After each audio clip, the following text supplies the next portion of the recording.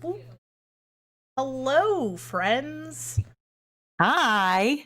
It is me, Flip.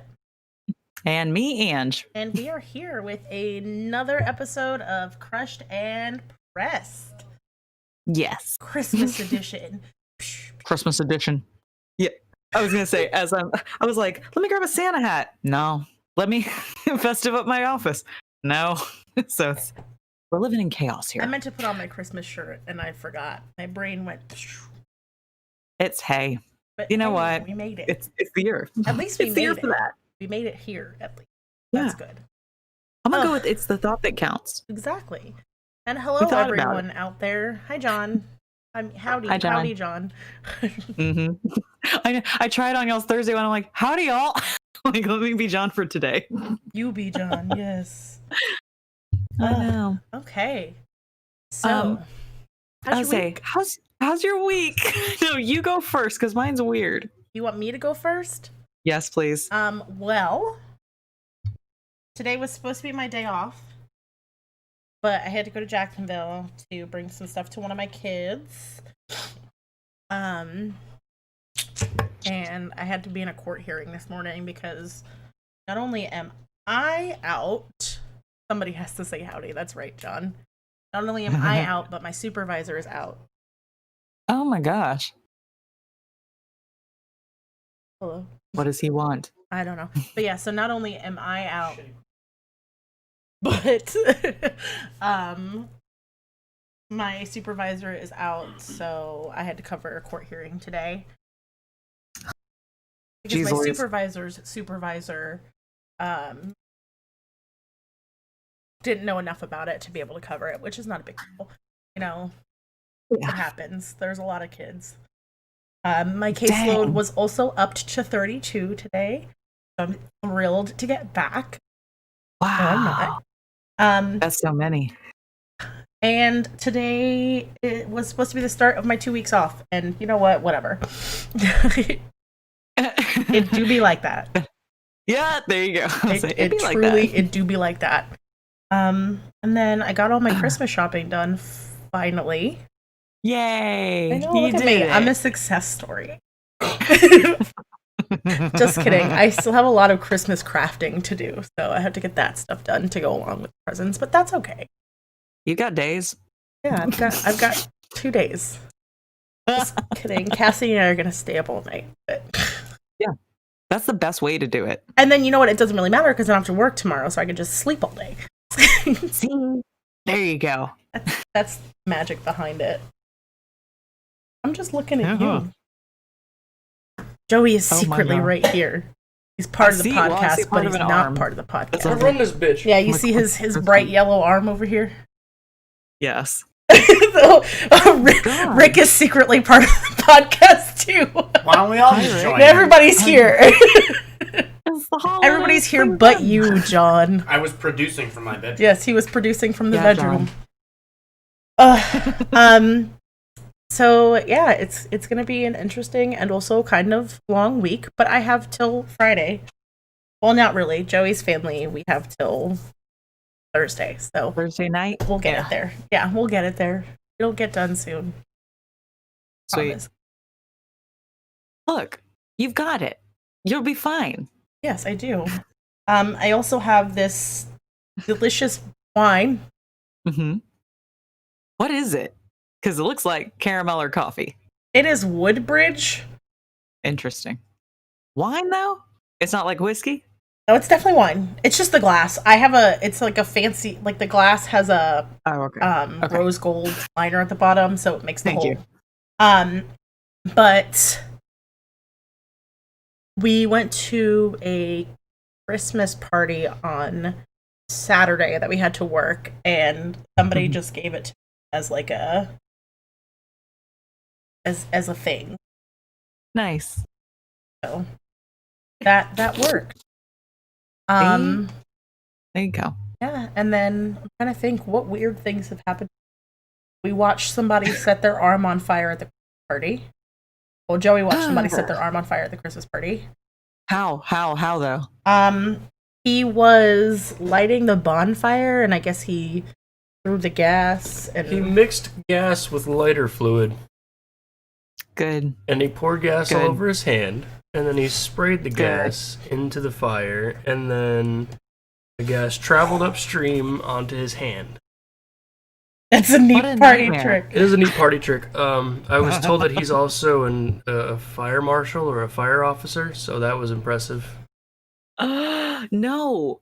So Mhm. he's one of the ones that should know better then. Mhm. Good. Good. It was Hmm. definitely an interesting night. And then, did anything interesting happen to me on Sunday? Oh, Joey and I watched this movie last night. It's called Rent a Pal. It's on Hulu. Ah. Because, as you guys know, if you've been here, we've Joey and I watched really shitty horror movies just to Why not? find the shittiest one. So we watched this movie, and it was very interesting. Like this Rent a guy, Pal? yeah, Rent a Pal. Okay. Hello, Sammy. Hi, Yes. Sammy. Rent a Pal, where basically he is like part of this like.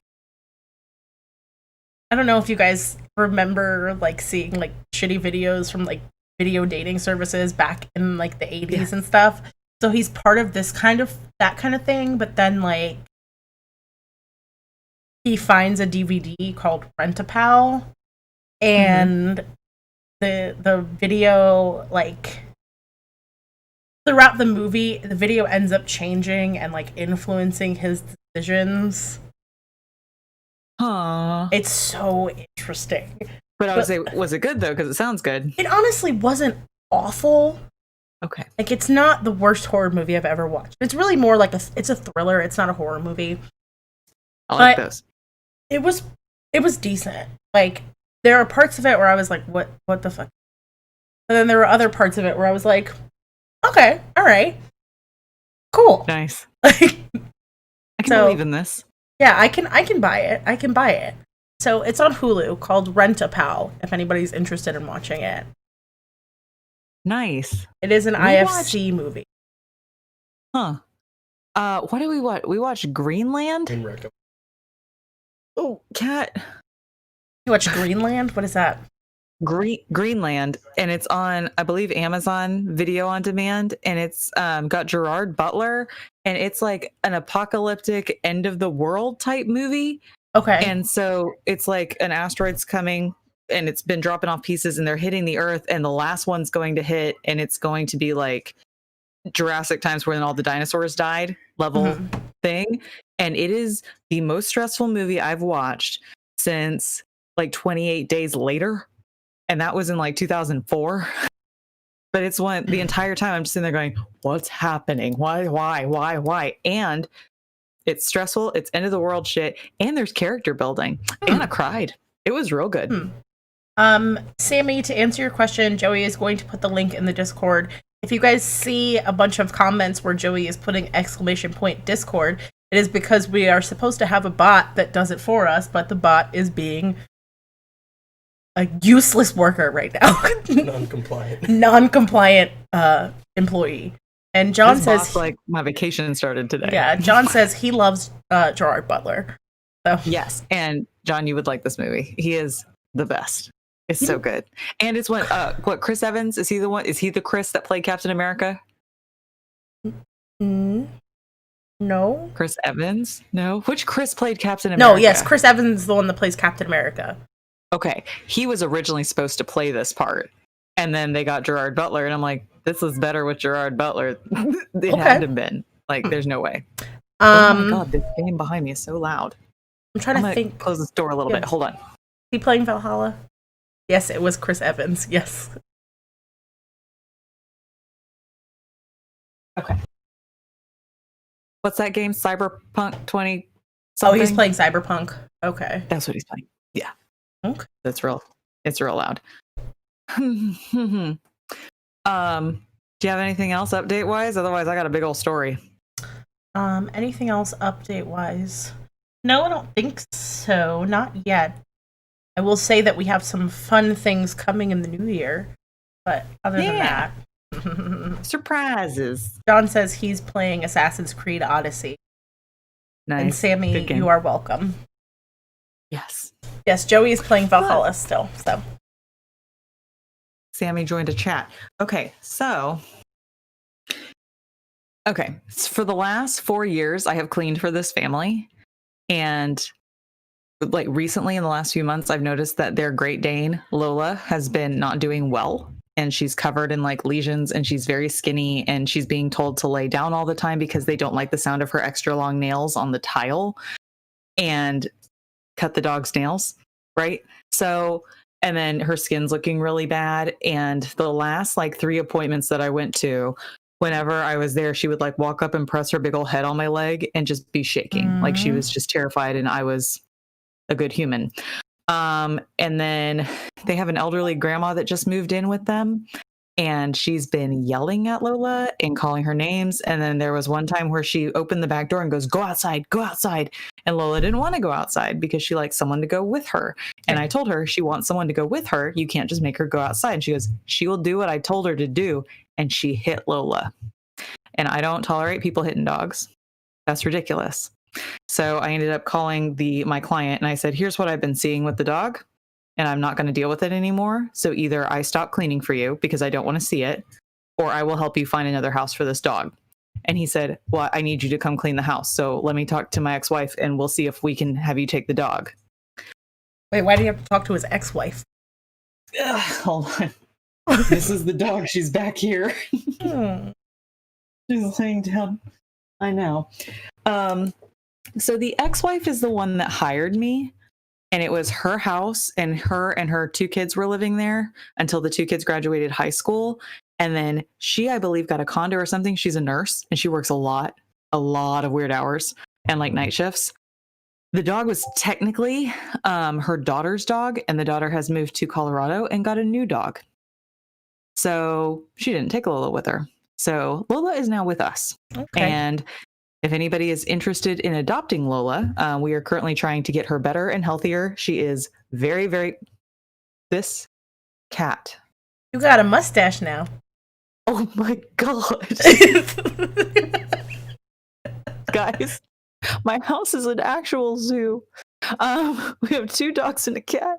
But anyway, we are currently fostering Lola. And I've got friends and family members sending us funds to help her get to a vet, get the medications and stuff that she needs. So that's been very helpful.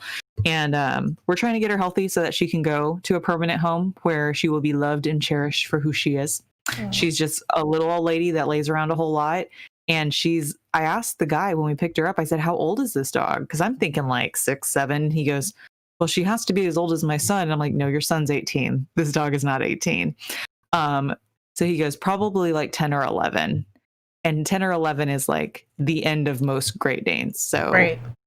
And then he said that she was the runt of her litter, and the rest of her litter has already passed on. And so it's a miracle that she's still here. And I'm like, so I'm going to be her hospice care. Like, what the? She just needed somebody to love her. Yes. So what we've been doing is giving her the 3 walks a day and all the pet-ins and brushing her. And now she has a baby that she's been carrying around with her, and it's a big stuffy, and she's got her big bed, and she lays with us at TV time on her big bed. And every once in a while she walks up, and I've got Celia on me. Trevor's got Tempe on him. And she walks up and puts her big old head right there, and you just go, okay, Lola, and you love on her. And then she goes, I got my lovins. And then she'll go lay down. She's the best dog. She's the best dog. She's just real big. So sweet. I know. So this is my first time straight up rescuing. Okay. And it feels like I stole a dog. I know I didn't, but I feel like I stole a dog. And we're just going to get her better. So that's been our adventure all during the weekend. And like, I couldn't check my phone for shit because we were constantly doing something, and it was just bananas.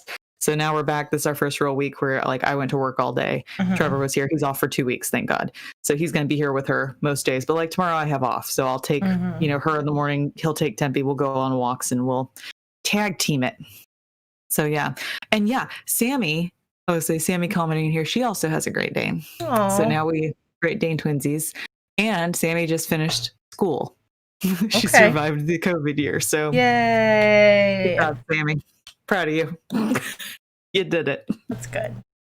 I know. But yeah, Great Danes are just big, giant, dumb love bugs. And she just wants love. That's it. One of my coworkers was giving her Great Dane away because she, with what we do, it's very difficult to have pets. So Joey and Rick and I were going to take it. And then, after like talking to her about it and stuff like that, it's hard, have the time to be with a Great Dane that much. I know. Because they do want, like, that's me. My ideal for her would be a retired couple that's home all day. Yeah. And just wants her to, lay around and watch TV with them. That's who she would do best with. Yep. I know. So good story, but I've been crying every single day. So it's been fun. Oh. I know. We're fine. So today, what are we talking about? We've got some Christmas lore and urban legends and some murders and stuff to talk to you guys about. Hell yeah. You want me to start with the murders? Yes, because I have funny little weird traditions from other countries that are just a little spooky and a little, what the hell are they doing? Okay. So let's get into some murder. So let's do murder. I know you guys are excited about murder. So we have O'Dowd's dead body that was hidden under the Christmas presents. Oh, no. Patty Michelle White was down on her luck when the aunt of her ex-boyfriend, Michelle O'Dowd, offered for the woman to stay at her place.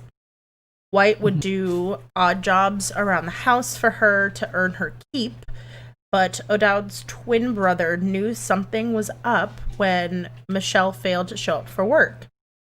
He arrived at Michelle's house and discovered that her car and pets were still intact, as well as the Christmas decorations and presents that were under the tree untouched.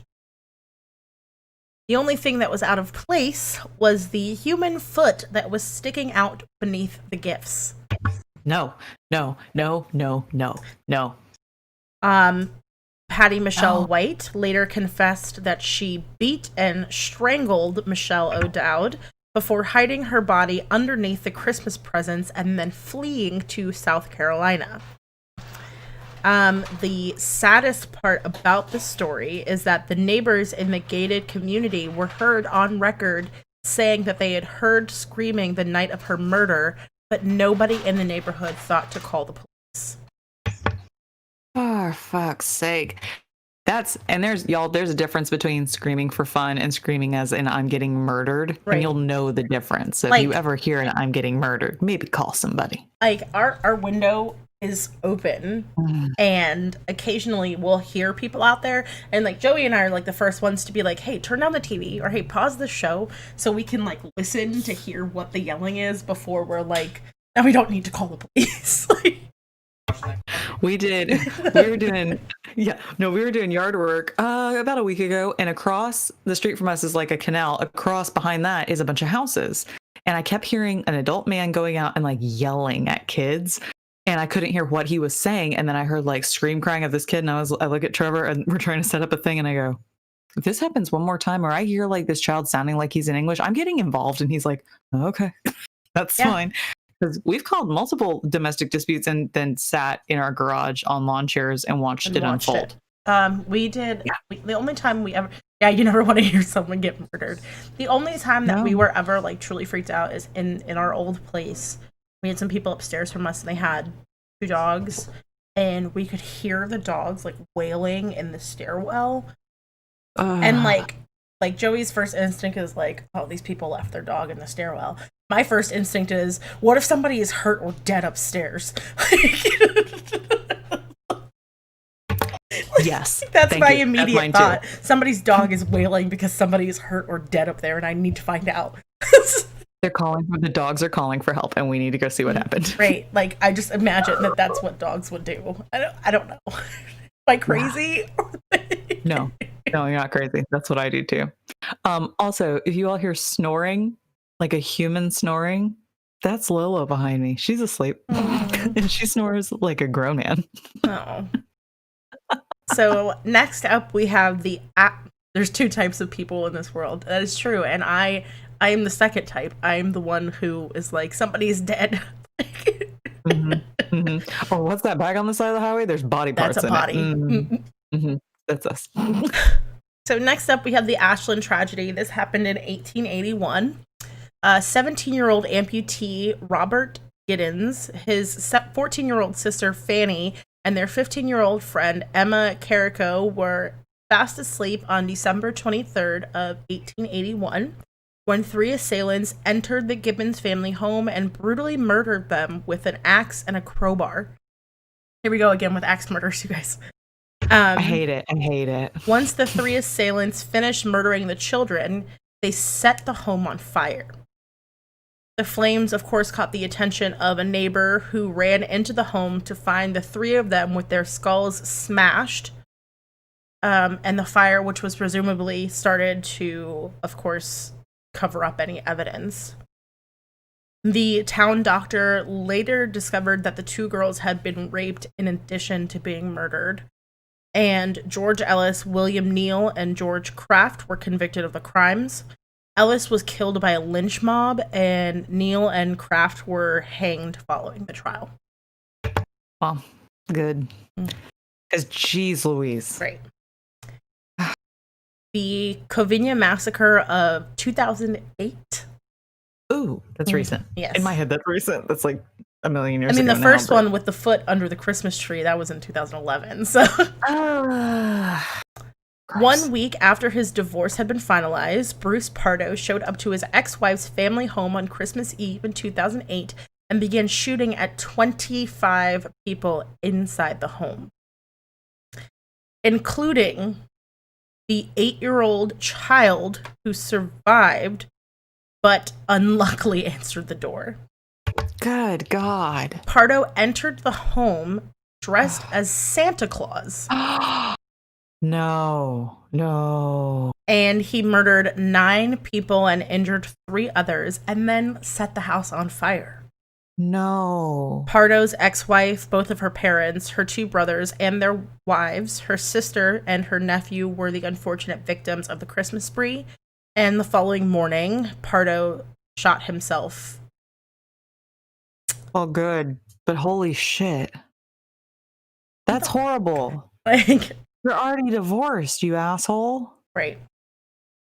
The Los Feliz murder mansion from 1959. And this is creepy. This is some creepy shit.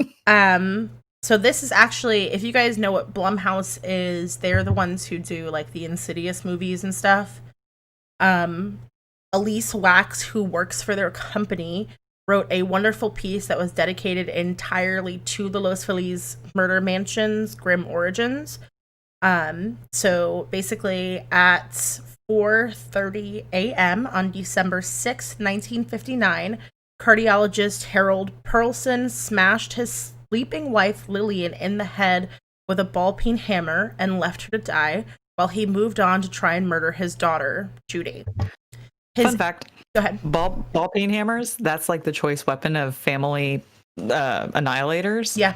And so we're at Lowe's with Trevor, and we're looking in the hardware stuff, and I go, which one's a ball-peen hammer? And he holds one up, and I go, do we have one of those? And he goes, yeah. And I was like, I'd wish we didn't. Just saying. Be cool if we didn't. I feel like most people have a ball-peen hammer in their house, you guys. They do. It's just your standard little ball on one side, hammer on the other. Don't like it.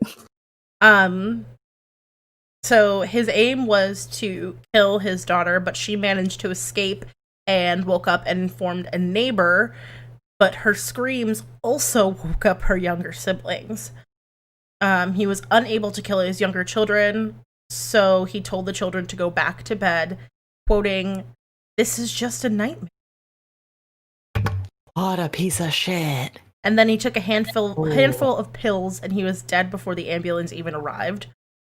Until just recently, the home sat for 50 years uninhabited, supposedly complete with the ominous Christmas tree and the neatly wrapped presents with its intended recipients no longer alive to open them. Yeah. And that's, you'll see stories online of people that go to the house and like get pictures through the window, and you can see pictures of the house with all of the stuff still there and like dust on top of it, just completely untouched. Ugh. That's so creepy. Imagine, look, you all die in some horrible, Joey loses his mind, and then your apartment stays the exact way it is right now for many years because no one will go in it. With the Christmas tree and the unwrapped presents. Yeah. Yeah. No. The unwrapped. Note that they're unwrapped. Yeah, like mine are not wrapped. Ours, me and Trevor are such dicks. As soon as they come in, we're like, I have 5 minutes to wrap this. Otherwise, the other person's going to find it. So we're like, wrap. Done. The unwrapped presents that are still sitting in the bags from the store. So, this is the life that I live. Nope. Stephanie Kilhefner spent Christmas Eve 2014 concealed inside of a bag in a shed. No. After an argument with her husband, Dustin Klopp, he knocked her unconscious, slit her throat with a knife, and then put an axe through her head. The man's last name is Klopp? Klopp. Good God. After cleaning the crime scene and hiding the body, he woke up their 2-year-old and 5-year-old children to celebrate Christmas at their grandma and grandpa's house. No. Oh, God. While there, Klopp made a confession to his father, and then his father drove him to the police department where he confessed to the slaying. Luckily, the children were not witnesses to their mother's death. Thank God. And thank God he didn't kill them. Yeah, right? Oh. 18-year-old Alexis Valdez was living with his aunt and her boyfriend, Sylvester Diaz Hernandez, when he and Sylvester got into an argument about Valdez's inability to contribute to rent. Rather than moving out or talking about it like a civilized person, Valdez smashed his head in with a hammer.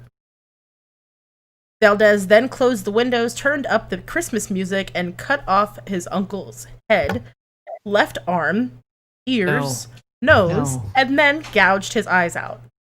No. What the fuck? With Christmas music playing in the back? Oh, that's some twisted shit.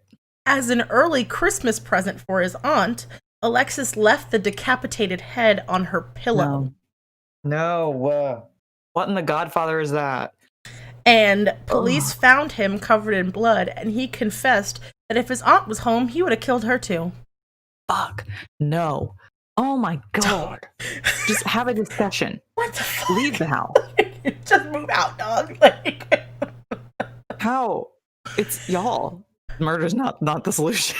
But I guess what is even more like just insane is the fact that he was like, let me close the windows and just blast some Christmas music. Like, I'm just over here like jingle bells, chopping this man's head off. Like, that's what I'm picturing. He's got the ear. Jingle bell, jingle bell, jingle bell rock. No. And what did he do with all the other body parts? Like, you cut this man's body into pieces. Chop his head off, chop his arms off, his ears, gouge his eyes out, and then what do you do with the rest of the body parts? Because you only left the head on her bed. So where are the rest of the body parts? That's so gross. He just threw them in little Christmas bags. He was like, you get an ear, and you get an arm, you get an eyeball in your stocking. Good God. Look, John, Jesus Christ, that's bleak. A little bit. Bleak. Bleak, to say the least, yes. The Lawson family massacre occurred on... Make some ribs. No. Oy. The Lawson family massacre occurred in 1929. Charlie Lawson was a working-class sharecropper that purchased new outfits for his family for their family portrait shortly before Christmas. Yeah. This may not seem too peculiar, but for a man of his means at the time, this behavior was extremely odd. Yeah, a week later and you can't really afford that shit. No. A week later, on Christmas Day, Lawson did the unthinkable. His two daughters, Carrie, who was age 12, and Maybelle, who was 7, were on their way to their aunt and uncle's house when he shot them with a shotgun and then followed up by bludgeoning them before he hid their bodies in the tobacco barn. Right.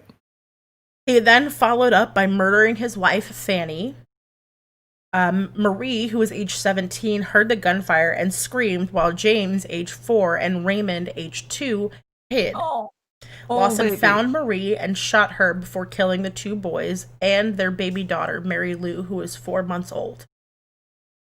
All of the families were found with their arms crossed and rocks under their heads. Charlie then walked into the woods, paced around a tree, and then put a bullet in his own head.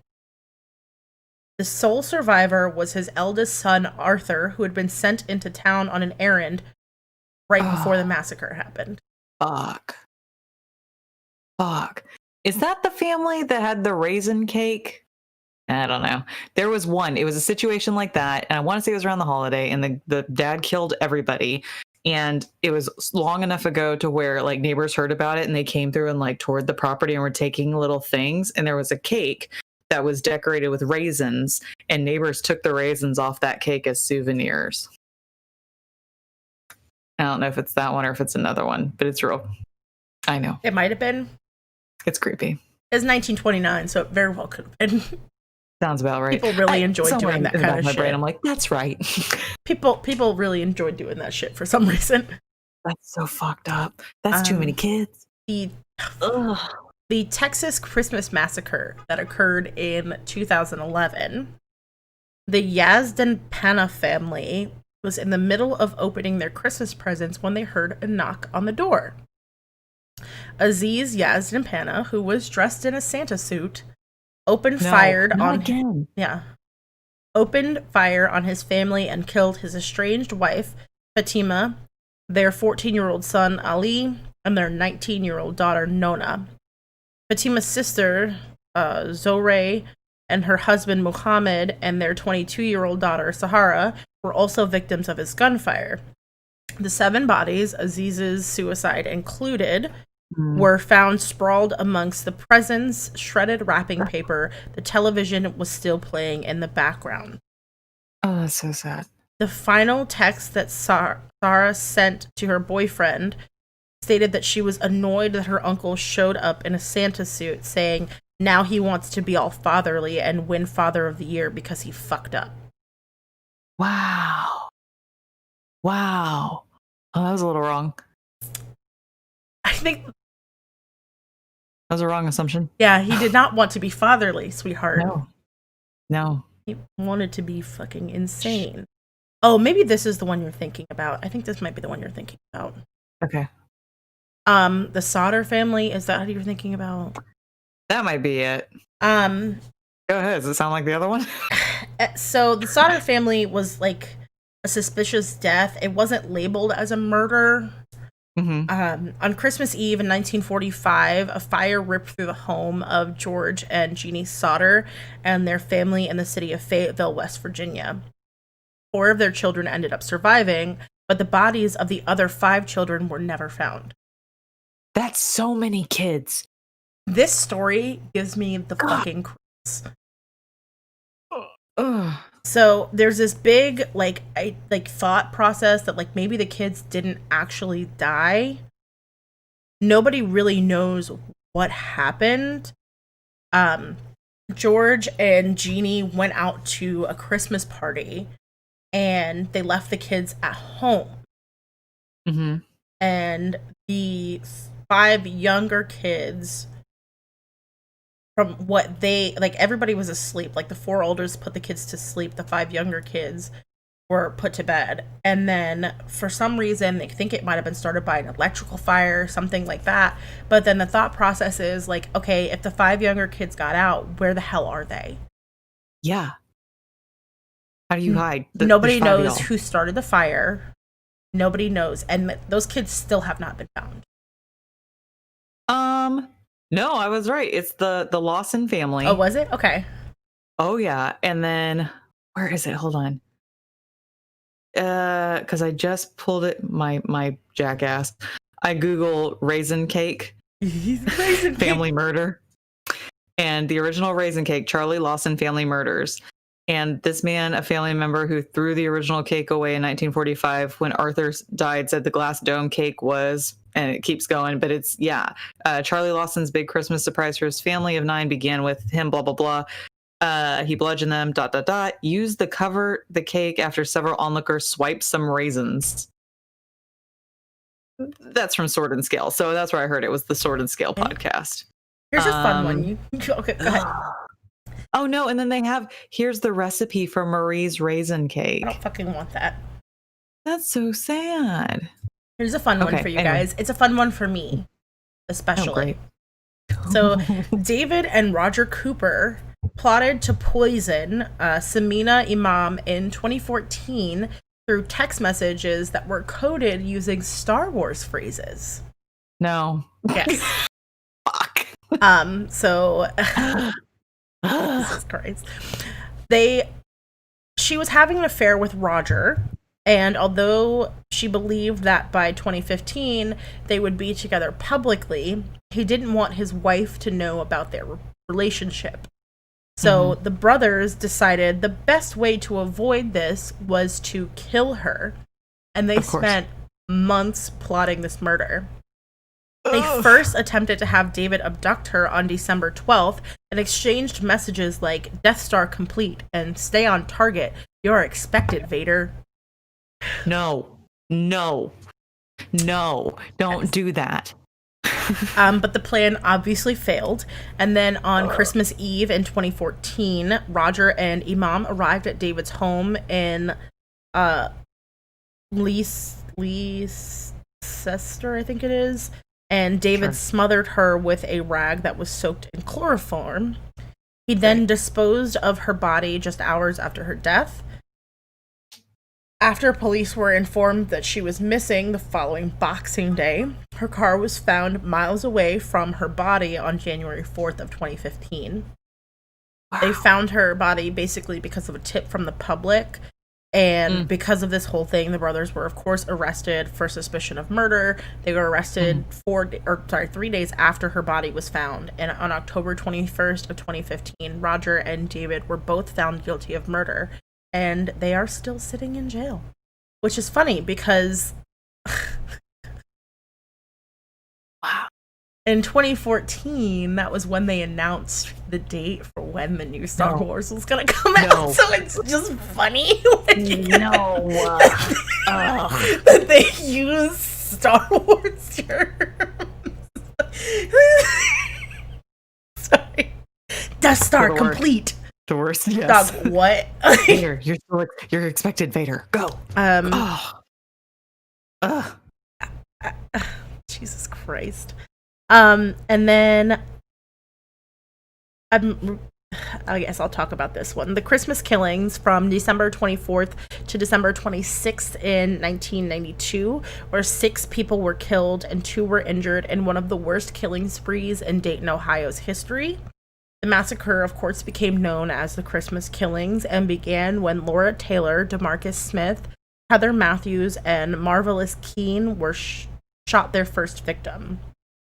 Jesus. And that was Joseph Wilkerson. They shot him to death on December 24th inside his home. Was that one guy's name Marvelous? Yeah, Marvelous. But Marvallous. Marvelous. Still. Excellent use of that word. Name a human with it. He wasn't so marvelous. He wasn't marvelous. They continued their shooting spree for days, and their initial motive was robbery, but Keene grew paranoid about people snitching on him, and 2 of the victims were killed when the group became concerned that they would implicate them in the 4 other deaths. The killers were arrested on December 26th. Taylor, Smith, and Matthews are all serving life sentences, and Keene was convicted in 5 of the killings and executed by lethal injection.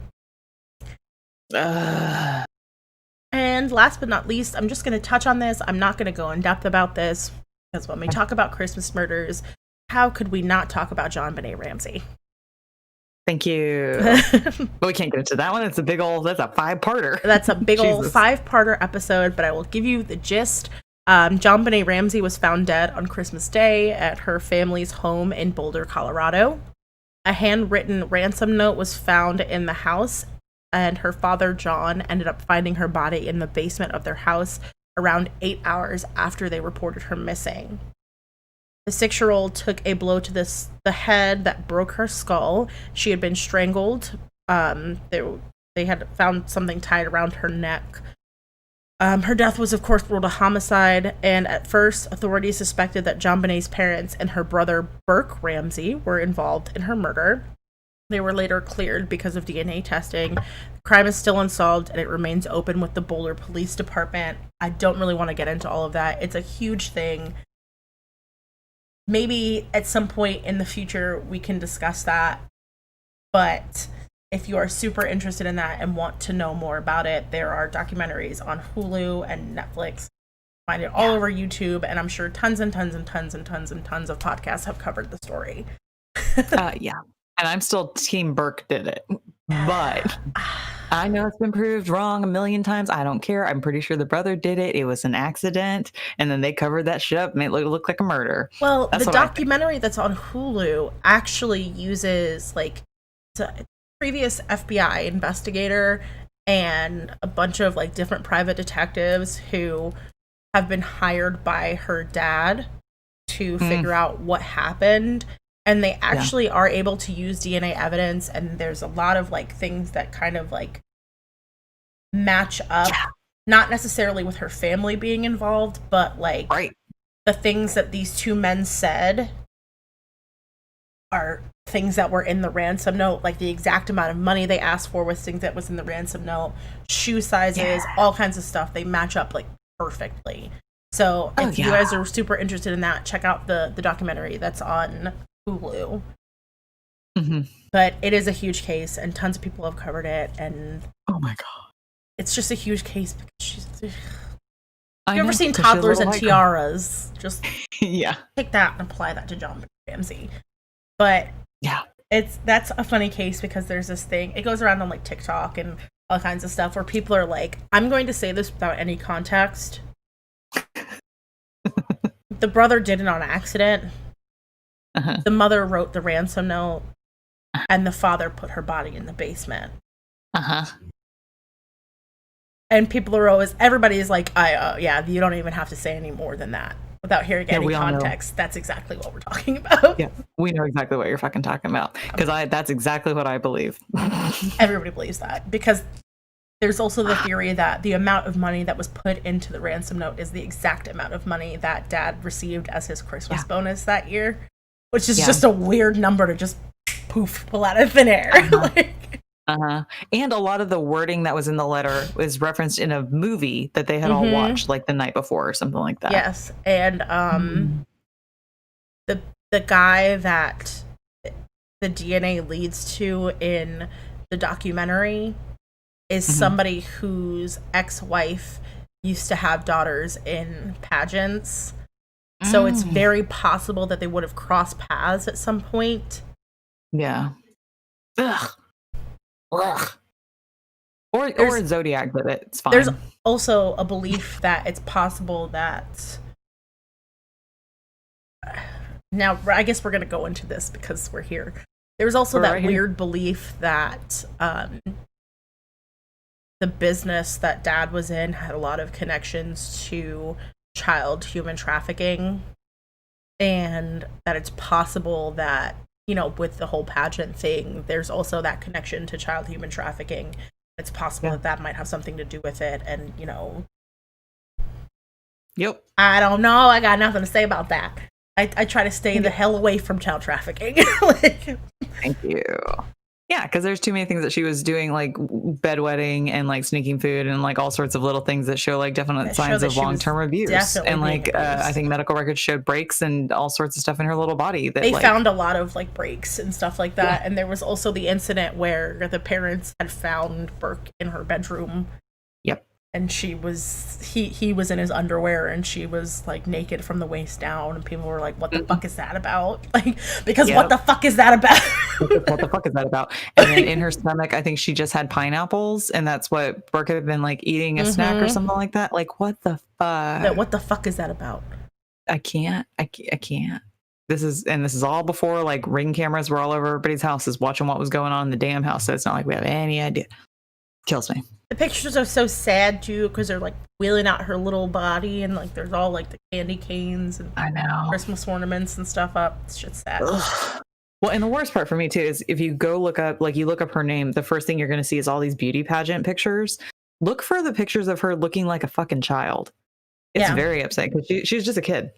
Yeah, That's the and thing. honestly, it is really difficult on the internet to find photos of her where she's not in her beauty pageant garb. Yeah. And fully looking like made a up, tiny adult. hair all done. And I have a weird thing about like children and like the beauty pageant scene where they put them in like little bra things. It's gross. It's gross as fuck. Is it cute? Yeah. It's fucking disgusting. Because of shit, they're kids. It's just and they're fucking being dressed disgusting. like adults. Like, Yeah. No, the only beauty pageant shit I'm about is Little Miss Sunshine. yeah. And that's it. Little Miss Sunshine is the shit. Like, It's so good. It's so good. Good. Thank you for all of the Christmas murders. You're the best. Oh my god. look out for ears in your before I stockings. go into traditions and weird shit around the world, would you care to tell people where they can find us? Sure. I just got used to the old format, so now I like have to think about this format. And look, it's back below us. It's down there again. Look at that, you guys. You can follow us at Crushed and Pressed on basically all social media out there. We are on Facebook. That's where you will find out when we're going live. You'll get updates about all of our stories and things like that right there on Facebook. We are on Instagram at crushedandpress_pod. We just do like little random updates. That's where you get behind the scenes photos, just cool stuff that's going on in our lives. On our Twitter at crushedandpressed, where I just post random things that I think are cool. You can, of course, find us on Discord. If you guys need the Discord link, it is in the comments. Joey was able to drop that link in the comments, so you will find it right there. And we are, of course, on YouTube. Please, please, please subscribe to us on YouTube. We also, while we're going live here on Facebook, we are live on YouTube as well. Hopefully, once we get enough followers on our YouTube. Oh, Joey's dropping the Discord link again. Thanks, Joey. There we go. Hey, Sammy joined it earlier. Everybody chime on in. Everybody chime on into the Discord. And Word up to the producer.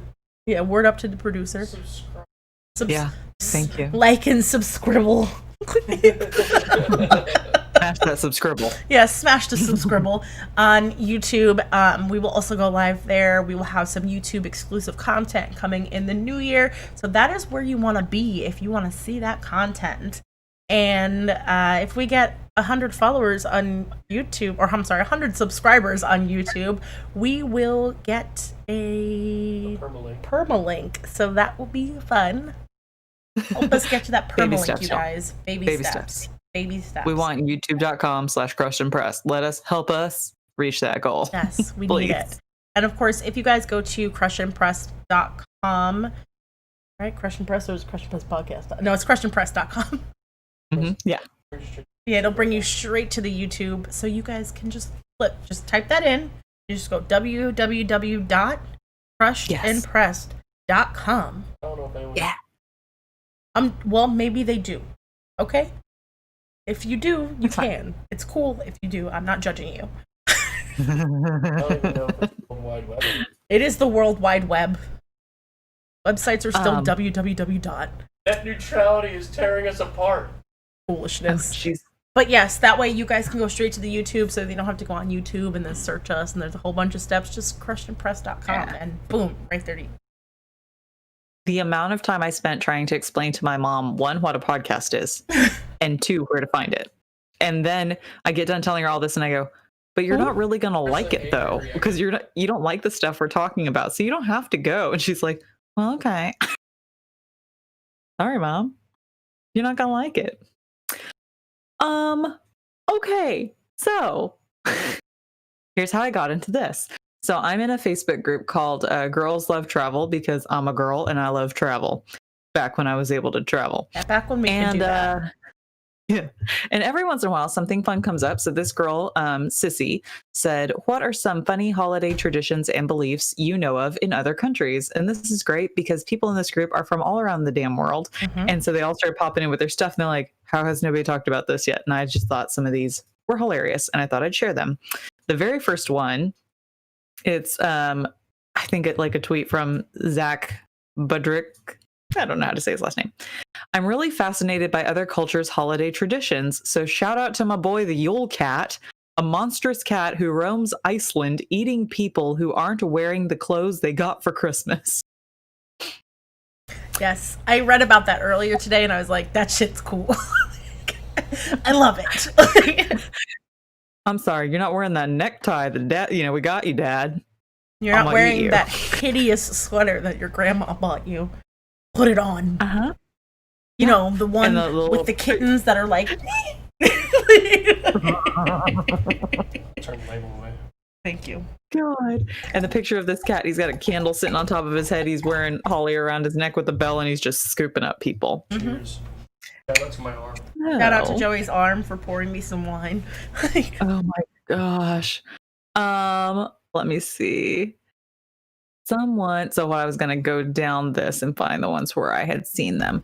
My son has been into learning about other cultures' holidays, and he was telling me about the Icelandic Yule lads, how Mhm. each are different and some are nice and some are mean, but they do different things. And there's this little graphic, and it's about the Icelandic Yule lads, and it's got little illustrations of each one. Let me see if I can pull it up. I can't read these, but like Stubby is abnormally short, and he steals something. Just each one, and some of these are real like troll looking people, and some look like the Seven Dwarves, and it's just so funny. So look up the Yule lads Yes. because that's fun. I have a cool one. Do you want to hear about my cool one? Yes, please. All right. Frau Kirchta. Uh-huh. That is her Austrian name. You can always tell because of the Frau. Yes. But the American version, her name is Bertha. She is a like alpine goddess who takes care of the forest during Christmas. She takes care of the forest except during Christmas time. During the 12 days before Christmas, she leaves goodies out for people who have been good. But for those who haven't been good, they get their internal organs ripped out. Wow. And their internal organs are then replaced with garbage. Wow. That's bleak. You guys thought I wasn't going to continue to tell you disgusting stories. You're wrong. That's bleak. Ew. Thank you for that. You're welcome. My family is from Chile in South America, also known as Chile, if you don't want to say Chile. And I was there 1 year for Christmas and New Year's, and I pulled up some of their weird, fun New Year's traditions because I remember we were out there and we were like on a bridge overlooking fireworks and stuff, and they're like shoving black eyed peas and stuff in my mouth and telling me to do all these things. It's a lot of stuff. And it's weird stuff. That is also a So I wanna Caribbean be- thing. Like eating black eyed peas for Yes. New Year is also a Caribbean Yes. thing. So that's not weird. No, that's not weird. So get ready for some of the weird ones. One tradition is to place a gold ring in your glass of champagne and leave it there as you drink from it. This is supposed to bring you fortune in the new year. However, be careful not to swallow the ring unless you like going to the toilet with a sieve in your hand. 12 grapes. For every Mhm. bell strike at midnight, a grape is eaten. The 12 grapes represent each month of the year, and if one of the grapes you eat is sour, then that month will be bad, Yeah. or sour. If it's sweet, then that month will also be sweet. Yes. So if you want to screw with someone, then you send them a bunch of sour grapes. Oh man, that's the worst. Yellow underwear. Yes. If you want happiness and good times, then wear yellow underwear, which has been turned inside out, and then put them on properly again after midnight. Mhm. Ideally, the underwear should have been given to you as a gift. Yes. So now I really want to gift everybody with some yellow underwear. It's yellow underwear for good fortune, and it's Mhm. red underwear for love. Nice. Mhm. That's fancy. Yes. Let's see. Walk around the block with a suitcase. If you would like to travel a lot in the next year, then you will need to walk around the block holding a suitcase. Mhm. The first hug, your first celebratory hug after midnight must be with someone of the opposite sex. This will make sure that you have a good relationship with everyone during the year, not Yes. just with that person. It's like, And then- here in America, we do the kiss. Like, Yeah. This one's just a hug. And he goes, unfortunately, this would mean that if the room is only full of guys or just girls, it looks like they're all in for a shitty year. Yeah, lentils. So eating a spoonful of lentils at midnight is supposed to bring you more money over the next year or two. yeah. So imagine how your stomach is after you eat some lentils, a bunch of grapes, and then drink that champagne.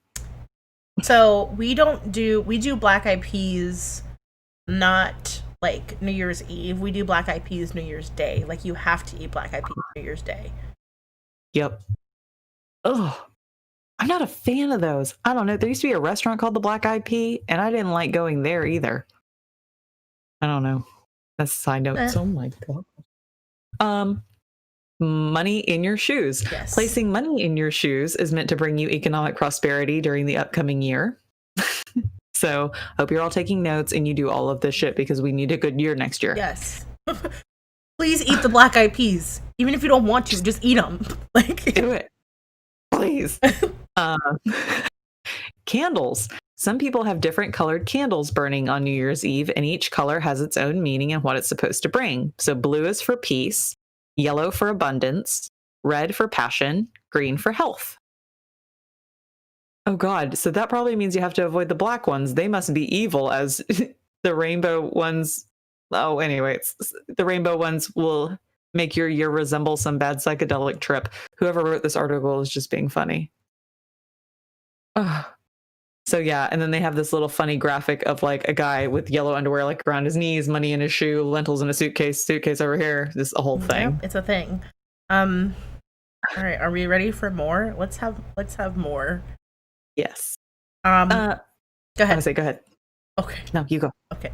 Bell's nickel. Bells translates to fur in German, and nickel refers to Saint Nicholas. So Bell's nickel is Saint Nick in furs or pelts. That is a figure from German folklore that indeed does give out gifts like Santa Claus. He carries a sack filled with candy and nuts for good little children. But instead of a nice coat, he has grimy, dirty furs on his body. And of course, while Saint Nick leaves a lump of coal, Bell's nickel will whip you with a switch if you're bad. Great. So there's that. La Befanta, who Italy. Yes, Italy. La Befanta may look like a scary old hag, but she is not a creature of Halloween in Italy. She's actually associated with the Epiphany, which is post-Christmas observance, which celebrates the arrival of the three wise men, if you guys don't know that. So the Epiphany is when the three wise men make it to Bethlehem. And that's why you can leave your Christmas decorations up till through the the beginning 6th. of January. Yes, up to the 6th. Thank you. Legend has it that Befanta was asked by the wise men to join them, but she declined because she had a lot of work to do. Realizing her mistake, she tried to catch up with them, but she was unable to do so. Exhausted on the eve of their arrival in Bethlehem, she threw herself under a tree, and a branch from that tree became a magical broomstick, and she was able to fly looking for baby Jesus. Today, she appears during and just before the Epiphany, giving small treats and gifts to good children, or leaving gifts at their house like Santa Claus. Aww. That one's sweet. I have in Japan, they do KFC for dinner. So in Japan, Christmas isn't really celebrated, but Kentucky Fried Chicken is. And eating KFC on December 25th instead of having a homemade Christmas dinner is tradition in Japan. So the Colonel's special recipe fried chicken is so popular that the chain asks customers to place their orders at least 2 months in advance. Yeah. And the popular feast began back in 1974 when it was introduced to Japan for visitors who wanted a dinner resembling a traditional holiday meal. And the chicken dinner also attracted locals, and it's since a tradition that is still practiced 40 years later. Yes, as a matter of fact, Japan has cool stuff for KFC. Japan also has the KFC chicken pizza. I think it's called a chizza. I think it's called a chizza. Oh my God. Also got to get together and play the Colonel Sanders saying game. Jeez Louise. In Imagine. Iceland, they have Gurla. Gurla hails from Icelandic folklore and is more interested in eating children than giving them things to eat. Good Lord. Gurla is said to come out from the mountain around Christmas time and seek out naughty children. She gathers them up in a sack and carries them back to the mountain to make a stew. Yes. Gurla is truly hideous, and she's got horns on her head, she's got multiple tails, and she's got a very large wart-covered nose. Mm-hmm. Sorry. That's so messed up. Go ahead. I have El Caganer in Spain. Instead of Elf on a Shelf, El Caganer is the most important holiday figurine, even if it is a little obscene, with his pants down. And yes, he's trying to take a number 2. The exact legend of how this tradition got started is unknown, but legend has it that farmers would be punished with a poor crop harvest and bad fortune if they didn't include a Caganer within their nativity scene. A man taking a shit. Today, the tradition continues with Christmas markets selling old school Caganers alongside new versions that feature famous faces such as football players, rock stars, and even Barack Obama. I am going to get one. I don't know who I want on it. I'm trying to think. Can I get one of Chris Cornell? I think that would be appropriate. That's funny. Yeah, Chris Cornell. Do it. I want one of those. Oh my god. No, I'll tell you about it in a second.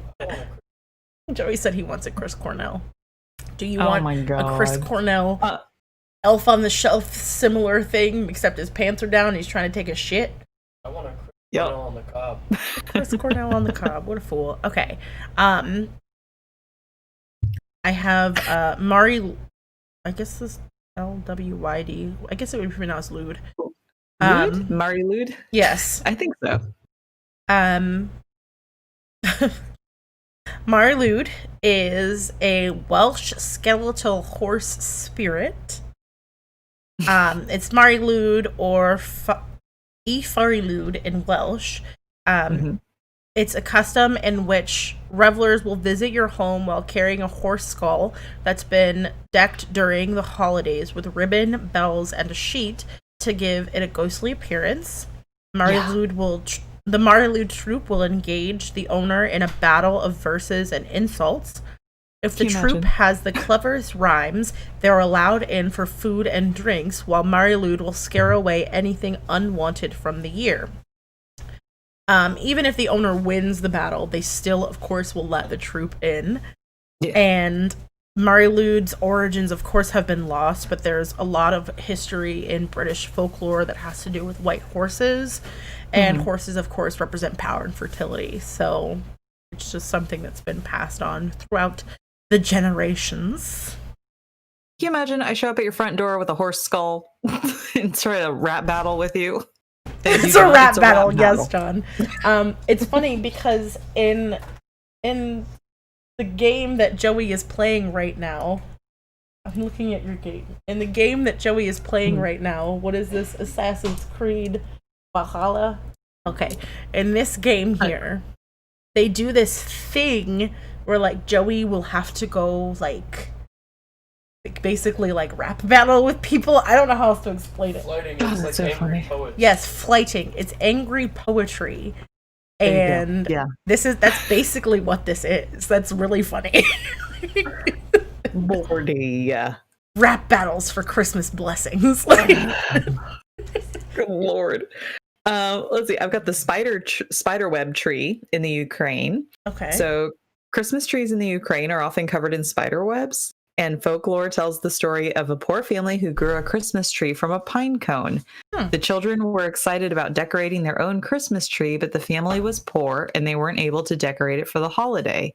When they woke up Christmas morning, they found spiders had spun webs around the tree's branches. So today, Ukrainians dress up their trees with spider webs to welcome good luck in the coming year. I truly don't really like that. Like, I don't. It's just a Halloween tree. I don't know. I don't know. Black Peter, who is Duarte Piet. Oh, basically, you hurl poetic insults. It was an actual thing that the Norse and Anglo-Saxons did. Well, that's where it comes from, John. So yes, Duarte Piet, Black Peter. He appears rather tame in theory because he does give sweets and presents to good little boys and girls and is a companion of Santa Claus or Sinterklaas. This of course is a Netherlands Norwegian kind of thing. So the insidiousness of Zwarte Piet comes from the fact that he is a racial stereotype by the white natives of the Netherlands and Belgium. Although modern attempts have tried to be politically correct, and unfortunately that is the reason why he's called Black Peter. He was a chimney sweep, and the appearance says otherwise. He's got, the black face makeup, exaggerated red lips, thick nappy hair is what they say in this article. No. Yeah. And he accompanies Santa Claus on his journey from Spain, meaning that he is likely a Moor. No, like Othello. He's likely a Moor. And it's suggested that he is not Santa's companion, but he's rather his slave. Fuck. Yeah. God, that's dark. Now, of course, at this point, the Dutch have tried to kind of downplay this, like, extremely racist background by saying that Zwarte Piet actually paints himself a variety of colors, so you never really know what color he is. And that, of course, didn't sit well with people who were like, no, traditionally. No. Because, people are upset, so now they've changed it back to the blackface roots. And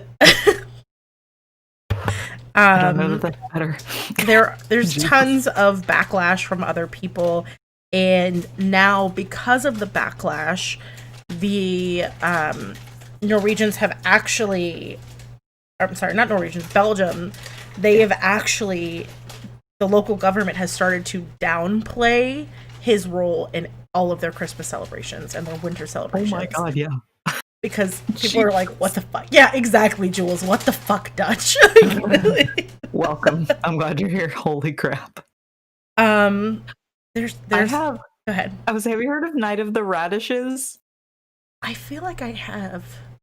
In Oaxaca, Mexico, you can't celebrate the holidays without radishes. Every year on December 23rd, the Mexican state of Oaxaca presents the most impressive display of carved vegetables in the world. And the radishes are grown especially for this event, and they remain on display through Christmas Day. The miniature exhibits, these are fascinating. Go look these up. The miniature exhibits show the nativity scene and other events from Mexican folklore carved into little radish people. Originally, the tradition of radish carving was done by shopkeepers who wanted to entice people into their stores, but now it's a 3-day festival. Huh. Yeah. That's super cool. Get crafty. I learned something new. Yes. I learned that werewolves are actually not a Halloween thing. They are a Yuletide horror feature that comes from the Middle Ages. Good. Now, of course, modernly, they've been basically reduced to just Halloween. But werewolves were apparently, the curse of the werewolf, things like that, was originally born on December 25th. And basically is said that, like, the werewolves actually came to punish those who were being bad. Oh my gosh. And those who were bad on December 25th, like, the people who were born on December 25th, because their birth mocks the birth of Jesus, they deserve to be punished and damned. Parents should be Wow. punished. So werewolves Perfect time. punish and damn those people who were born on December 25th. So in the curse of the werewolf, people who were born on December 25th will always be werewolves. Is that like Oh it's my such a God. strange like thing, but werewolves are not Halloween things. I've learned that today. Werewolves are Christmas things, and for those of you born on December 25th, you are werewolves now. Welcome. Yeah. We appreciate Live you. your new Please life. don't bite us. This is your new life. You are a This werewolf. is who you are now. Oh, I've got one last one that can close us out because it's funny. If you don't have any more, I did have another one. do one more, Okay, hold on. and it better not be the Christmas log. What? Okay, good. What? Mhm. We have farmhand. Well, we didn't talk about the biggest one either. No, we didn't.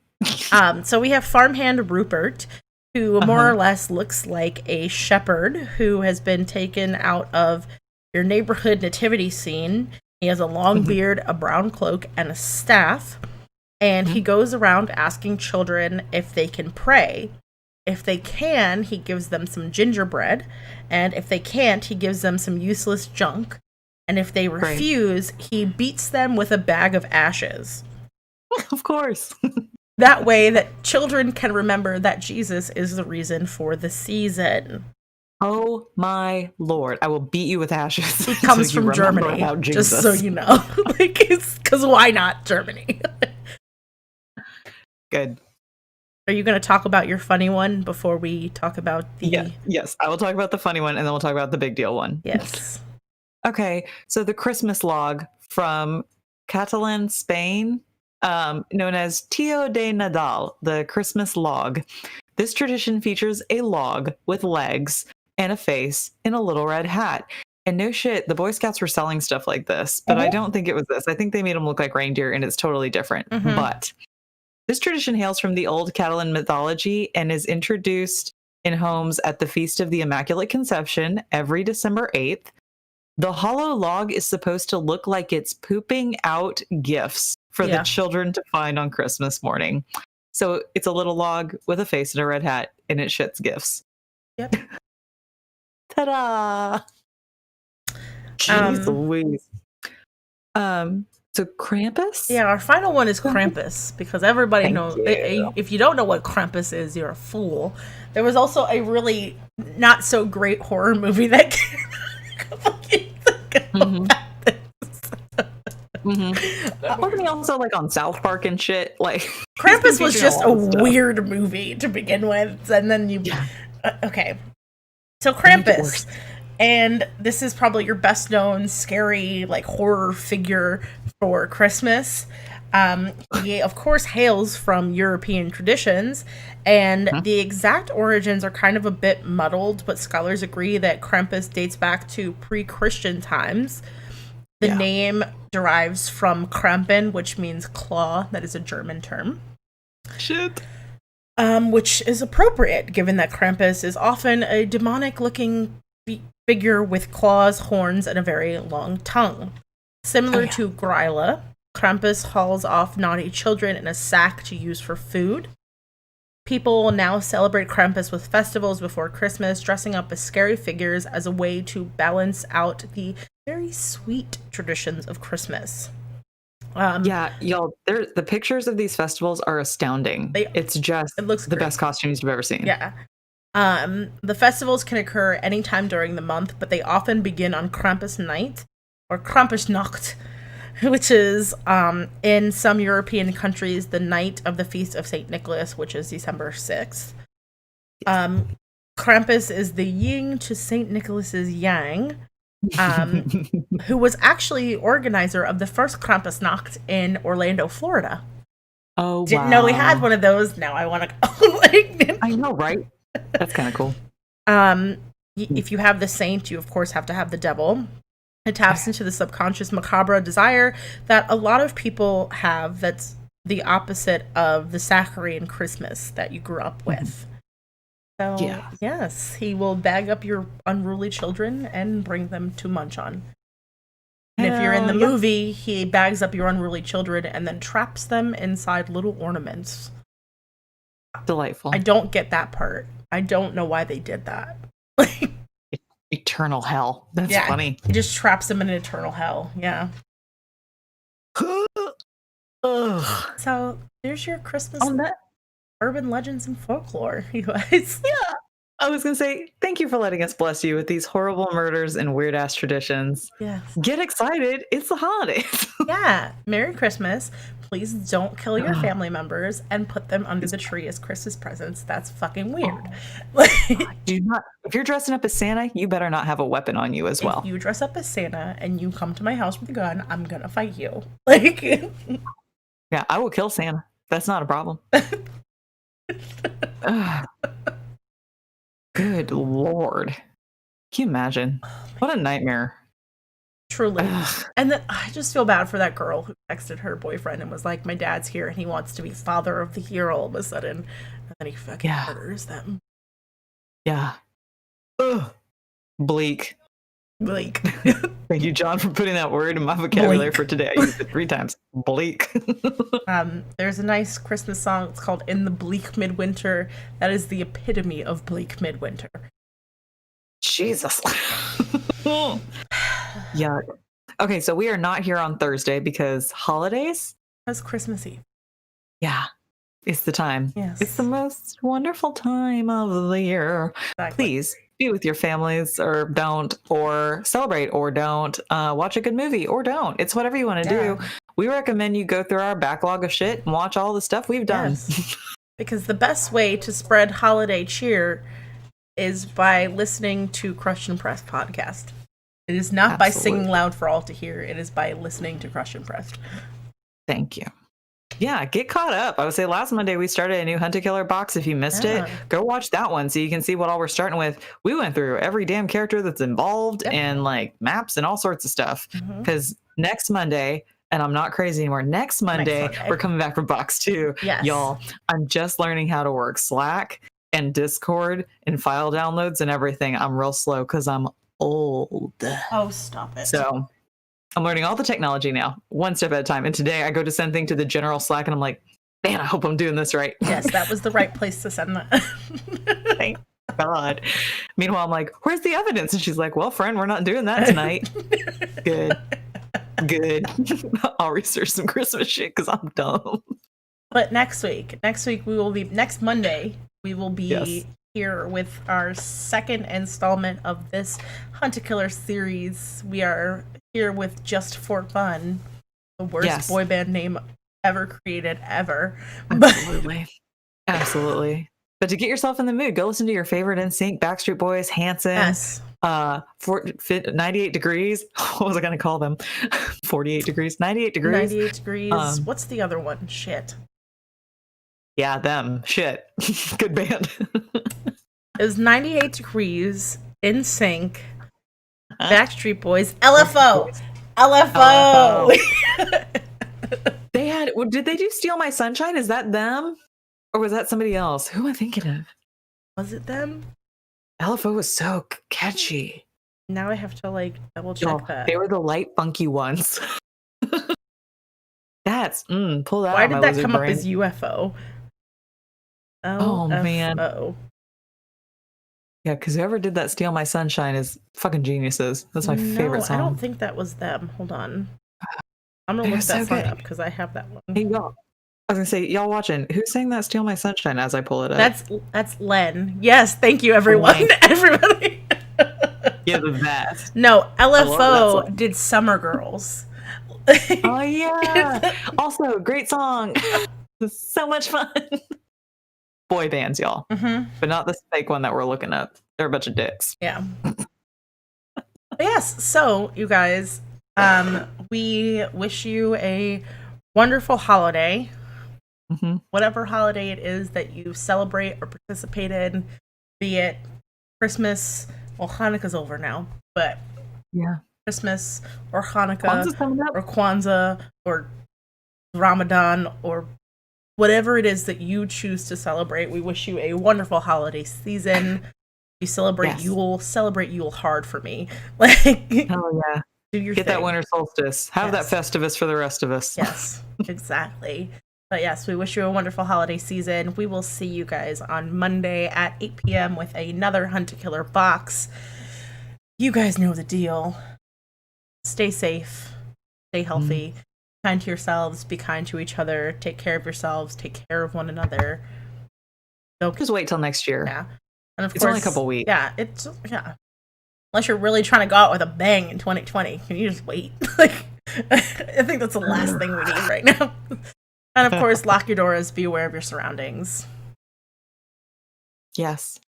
And then thank you to the Last Electric Rodeo for letting us use their song, Bronze Age of Horror, at the end of each one of our episodes. If you want to learn more about them, go to lastelectricrodeo.com or find them on Facebook under Last Electric Rodeo. Yes. New album comes out 2021. Andrew's singing on it. Here's hoping, man. I was Alright. told it's coming out. Yeah, we hope so. Hope so. We want to be able to use Andrew's track as our outro. Imagine. Okay. All right, you guys. Peace out, Cub Scouts. Yay. Bye.